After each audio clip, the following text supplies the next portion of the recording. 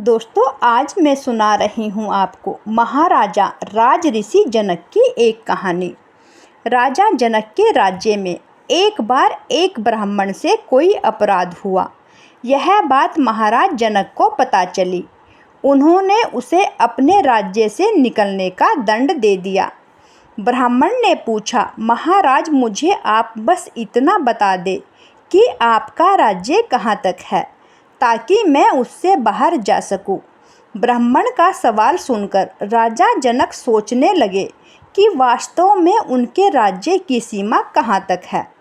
पहले तो राजा को संपूर्ण पृथ्वी पर अपना अधिकार सा प्रतीत हुआ, और फिर मिथिला नगरी पर आत्मज्ञान के झोंके में वह अधिकार घटकर प्रजा तक रहा, और फिर उनके शरीर तक सीमित हो गया, और फिर उन्हें अपने शरीर पर भी इस अधिकार का भान नहीं हुआ।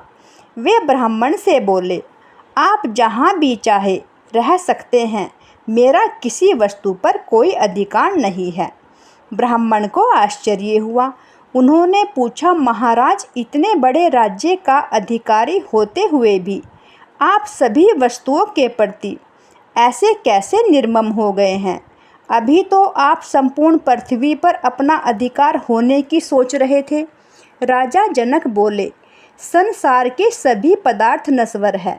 शास्त्र अनुसार न कोई अधिकारी सिद्ध होता है और न कोई अधिकार योग्य वस्तु है। अतः मैं किसे अपने अधिकार में समझूं?